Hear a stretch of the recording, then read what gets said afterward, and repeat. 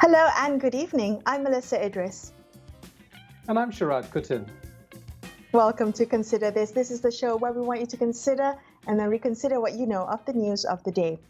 At the end of last week, the government announced it was postponing the tabling of the anti-party hopping bill and the bill to limit the tenure of the Prime Minister in this Parliament session.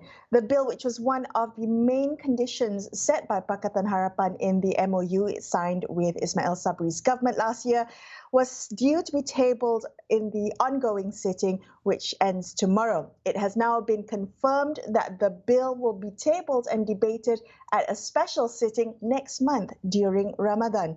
However, no date has been specified as yet.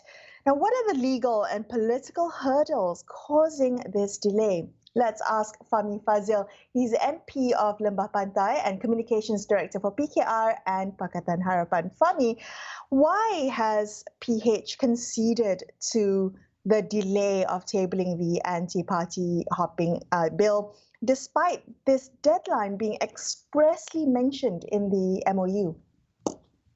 Yeah, for Pakatan Harapan, we have insisted time and again that the bill has to be presented, has to be tabled, debated and passed in this session, this first meeting of Parliament this year. We have time and again in various meetings and also publicly stated our position. We have not budged from that position. But given that the Prime Minister and the Minister in charge, Dato' Sri Dr. Wan Junaidi, who's the Minister in charge of Law and Parliamentary Affairs, has indicated that there are some parties that have expressed the need to perhaps discuss this in a little bit more detail. Almost all other parties have expressed their interest to go forward with this bill. We leave it in the good hands of the Minister who has to bring this to Parliament. As far as we are concerned, we want it to be tabled in this session. But as we saw today, the Prime Minister has given his commitment for Ramadan. All right. Fahmi, just to clarify, when you say that some parties need more time to discuss, are you talking about some political parties or some quarters, some people, specific stakeholders? Some political parties. Okay. All right. So in general, Fahmi, the whole party needs time. I do understand. Yeah, I do understand though there have been voices from UMNO raised in support of the bill and saying that they would like to see the bill passed and that if there are any imperfections, they can be corrected later. So how broad is their consensus for this bill? Because in terms of getting it passed, it will need 2/3 majority. Correct me if I'm wrong. That's right. We will need 148. Tomorrow, actually, in Parliament, we will have one amendment to the Federal Constitution. So that 148 number will be tested. I don't think in the case of the amendment before us, which will be dealt with tomorrow, I don't think there's too much difficulty. I hope so. I hope there won't be too much difficulty. But with regards to the anti-hopping bill, it does involve an amendment to the Federal Constitution. Right now, there's some hesitation. If you follow the news, Pakatan Harapan and the general opposition have expressed support for it. MCA and UMNO have expressed support. So perhaps we just need to do some deductive work to find out which parties still have not expressed their position. Okay, all right. Well, Wan Junaidi also said that further deliberation with stakeholders from Barisan Nasional Perikatan Nasional. I'm just wondering what this 1 month of delay, of postponement, having a special sitting during Ramadan, what do you expect to be accomplished in 1 month that has not been accomplished in the over 6 months since the MoU was signed? For us, the main modus operandi in terms of executing the MoU and any legislation, any matters related to the MoU, it has to go through the MoU steering committee. There are 5 representatives from government side and 5 from Pakatan Harapan. Actually, this was the main forum where we saw an early draft of the bill. And we have seen, I have cited the bill, and that is the mechanism. We were supposed to meet earlier, a couple of weeks ago, but most of the people who are part of, especially on the government side, they fell ill with COVID or were in quarantine, so we couldn't meet. So a new date has been set for 31st of March. I think by the time we get to 31st of March, we will know the state of play and how prepared the government is to table this bill. Now, Fahmi, do you think that those who are reluctant or hesitant for whatever reason they may have could be left behind? I mean, is it possible that the current government will press on and pass the bill without the support of these dissenting voices? Yeah, if you were to do the rough numbers, there are 220 members of parliament. We need 148. Those who are present in parliament today, if all of them voted yes, and there was a constitutional amendment, then you would cross that 148 mark quite easily. There were 31 MPs from the government side who were absent. And to me, if you do the simple math, if they are able to turn out the vote, make sure that their MPs are there, I think we can still pull through. Okay, Fahmi, speaking about what happened today with the parliamentary motion to renew the key provision in SOSMA, the fact that the Dewan Rakyat voted down the government's motion to this key provision, we already have Anwar Musa, Communications and Multimedia Minister, saying that Pakatan Harapan's rejection of this motion tantamounts a violation of the MoU and therefore ought to be considered cancelled. What do you have to say to that? Yeah, after the session ended this evening, there was supposed to be two matters that the House dealt with. One was this motion by the Minister of Home Affairs on extending a subsection of SOSMA. And the second was actually an amendment to the Federal Constitution in relation to automatic voter registration, excluding their Majesties, the Yang di-Pertuan Agong, Sultan and Permaisuri, and certain other individuals. But when the bill was, the motion was defeated, there was a lot of activity on the floor. There was a scrum, a huddle, and it was cross-party. I think everyone was shocked. Everyone was surprised. Everyone was aghast. Everyone didn't know what to make of it, because this is effectively the very first time that a motion by the government has not succeeded. And when you look at, it's probably as high drama as you can get in Parliament when it comes to voting. There were people who were running into the House as, because there's like a 15-minute delay between the call for the vote and the actual end of the voting process. So it was ample time for people to run from their offices to the House. And there were people who still did not make it on time.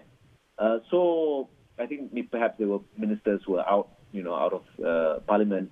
Some people said Anwar Musa was not there. I can't tell for sure. It was like adrenaline rush. But you could tell that initially, even on the government side, people were trying to figure out what did this mean.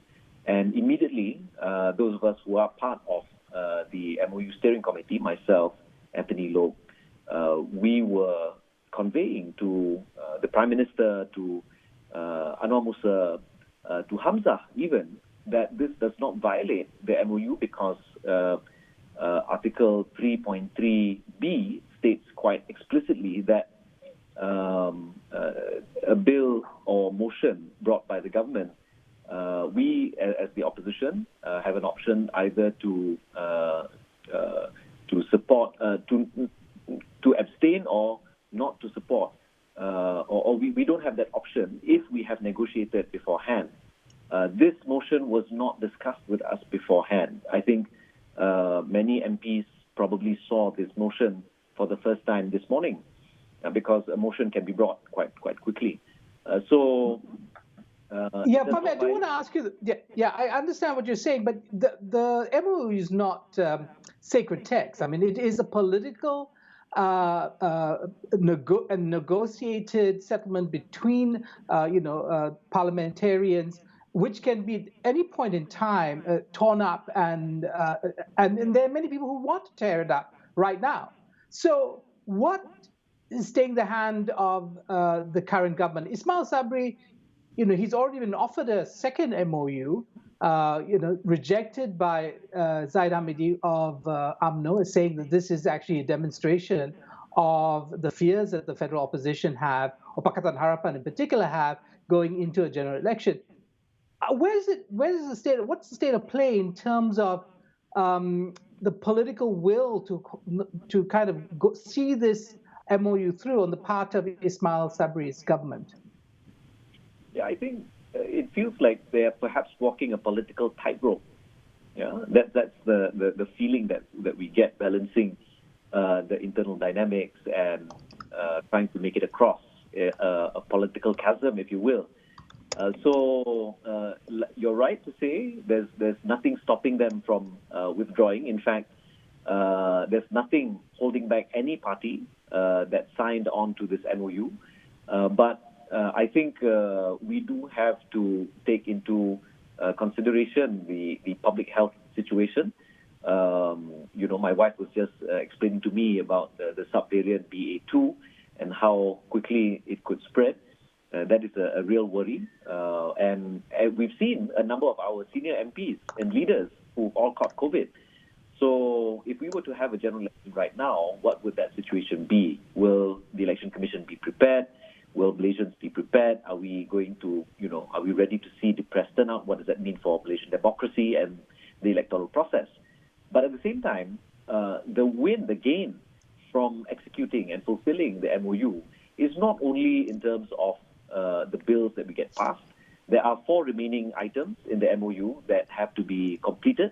The anti-hopping law is one, 2-term, a 10-year limit for the Prime Minister, passing a Parliamentary Services Act, and amending the standing orders to lock in the gains of reforms in Parliament. These are the 4 key things that need to be executed before the terminus, the end of this MoU on the 31st of July. If Ismail Sabri were to be able to fulfill this, then it shows that his word is good. His word is good. Because we have to remember the signing ceremony, of which Anwar Musa was a witness in the document, and you can download this document from the Parliament's website. This was signed in front of all of the MPs, with the Speaker of the House and also the President of the Senate.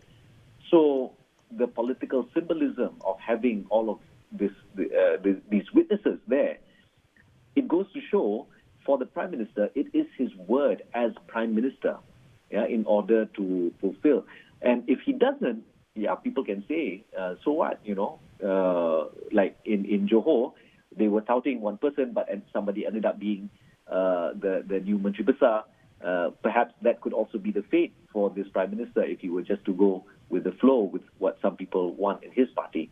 Be that as it may, the gain is for the rakyat, and Malaysian democracy stands to gain the most, if we are able to complete all of these reforms. Fahmi, thank you so much for your time. Appreciate it. That was Fahmi Fazil, MP for Lembah Pantai and PKR Communications Director. We're going to take a quick break here. Consider this. We will be back with more. Stay tuned.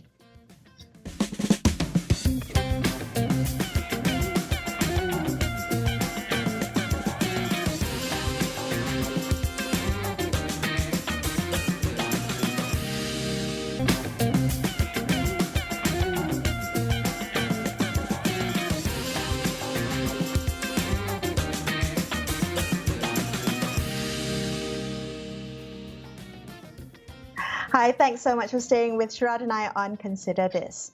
The anti-party hopping bill, which was set to be tabled in this session of Parliament, has now been delayed till Dewan Rakyat convenes again in a special Ramadan sitting. Now, the bill is one of the key reforms that must be met under the MoU signed between Ismail Sabri's government and the opposition. We'll speak now to political scientist Dr. Wong Chin Huat. Chin Huat, what implications do you see for the postponement of the anti-hopping bill to this as yet unspecified date of the special sitting?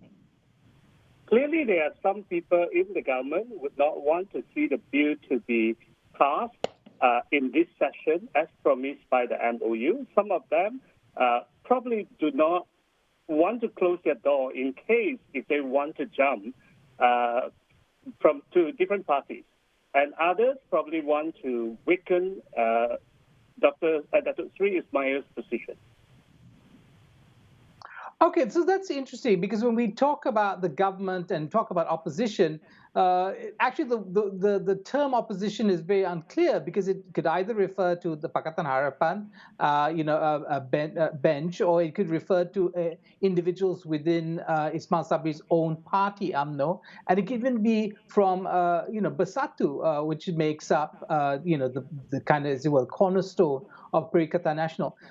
What do you think? I mean, is this merely a question of tactical play, or are there substantial, rather substantive reasons for hesitance over the bill? Because we talked about this, Chinwat, many times before. This is, for you, not the perfect solution either, right? You prefer something like a recall election. Could it be something substantial, or is it purely tactical at this point in time? I see it as merely tactical. The situation after 3 years of debate is we have two options. One is the traditional anti-hopping law, whereby any MP who voluntarily leaves by his or her party would have his or her seat. And the by-election would be held. Now, this traditional anti-hopping law has two weaknesses that that stands to be abused by the party leaders who want to sack anyone who are their rivals. On the other hand, you cannot punish those who jump from one to get as a party from one coalition to another. But this is the fact. The other solution that can address these two problems would be the anti-hopping recall law, which means that all the situation we described about would not automatically lead to a vacancy. Instead, you need the 40% of the voters to sign for the vacancy to happen. So it's like the choice between whether to buy a van or an MPV. Now, you cannot complain that, say, the van is not complicated enough and then the MPV is a bit too expensive. If you really want to buy a vehicle, you just make a choice, right? And you don't complain about both without the intention to buy it. All right. Chinhua, you mentioned that you think this is purely a tactical move. I'm just wondering what might shift in this 1 month time. Do you think that by the time this special sitting convenes in the month of April, might we see dynamics change? Might we see bipartisan support suddenly for this bill? Now, I think that the tactical delay is not as strong as is presented. Let's look at the number. PH has 90 seats. If you count Muda in 91, then you have 42 from BN. You have another 18 from GPS. You add together, you have 151. That's 3 seats more than the two-third majority you need. The only thing why it's not presented now is because Datuk Sri Ismail Sabri wants to preserve the image that his coalition government is united. He doesn't want to force PN to make a quick decision.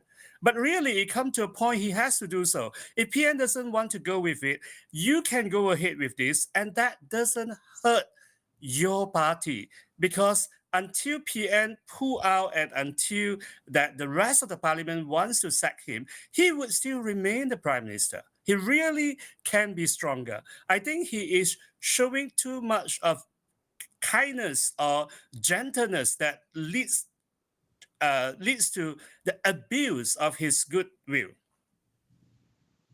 Do you know what? There's been a lot of talk about the MoU. We had Lim Guan Eng at the DAP Congress also saying that if this law was not passed and that would wreck the MoU. We have had Zaid Hamidi, who heads UMNO, saying pretty much that he wants the MoU junked right now. And today, Anwar Musa says that the vote against that SOSMA provision in effect nullifies the MoU. So there are a lot of naysayers, around the MoU. You have been a very strong advocate of the MoU, of a confidence and supply bill, seeing it as a sign of a maturing democracy. Do you think that? Do you see a future for this kind of politics, or is this just a kind of like a flash in the pan? Once there is a general election, once some party has established complete hegemony, this opportunity, these paradoxical kind of dynamics will disappear.